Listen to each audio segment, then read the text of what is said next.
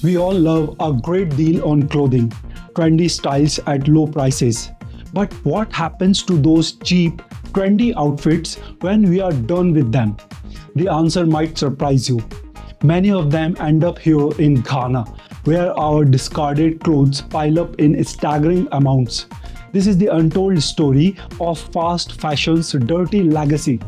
Ghana is one of the world's largest importers of second-hand clothing, much of it marketed as charitable donations.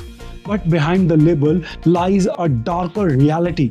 Every week, over 15 million items of used clothing flood into the country.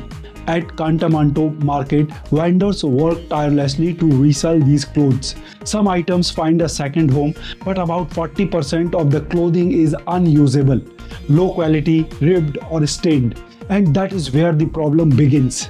These unsellable clothes don't just disappear.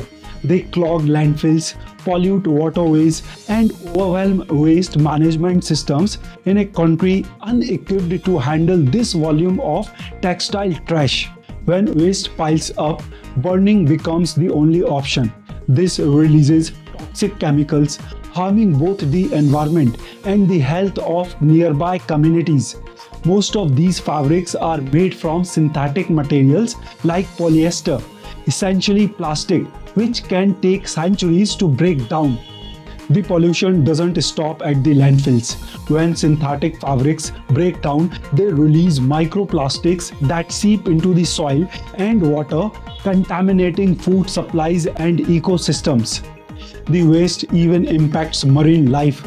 Clothes dumped near the coast are carried into the ocean, creating yet another environmental disaster. For many Ghanaians, the second-hand clothing trade is a lifeline. Vendors rely on these imports to feed their families. But the rising influx of low-quality clothing has turned our livelihood into a liability. The social toll is immense. Waste workers, often unprotected, are exposed to harmful chemicals and unsanitary conditions. Communities near dump sites face health risks from polluted air and water. Fast fashion brands encourage a culture of overconsumption. Every week, new collections flood stores, tempting consumers to buy more, wear less, and discard quickly. The numbers are staggering. Globally, we now consume 400% more clothing than we did just 20 years ago. But the excess has consequences. Ghana and other developing nations are bearing the brunt of this waste, even though they aren't the primary consumers of fast fashion. Despite the overwhelming challenges, local communities are finding creative solutions. In Ghana, small businesses are turning textile waste into new products like rugs, bags, and upholstery. These efforts offer hope but can only address a fraction of the problem. To tackle the crisis, global collaboration is key. Organizations are working with local leaders to improve waste management and advocate for more responsible practices by fast fashion companies. One growing movement is pushing for extended producer responsibility, which would make brands accountable for the end life of their products. It is a step toward holding the fashion industry responsible for its impact. So what can you do to help? Buy less, choose well. Invest in durable clothing and timeless pieces. Shop second-hand.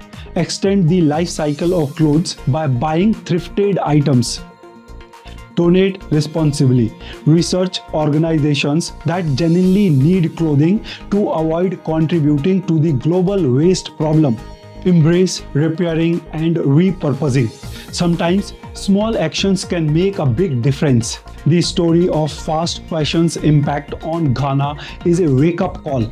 It reminds us that every choice we make, what we buy, wear, and discard, ripples across the globe. It's time to break the cycle of overconsumption and demand accountability from the fashion industry. So if you have found this story inspiring and insightful, don't forget to like the video, share it with your friends, and subscribe the channel for more stories that matter. Together, let's discover the stories that are shaping our world. Thanks for watching. See you next time.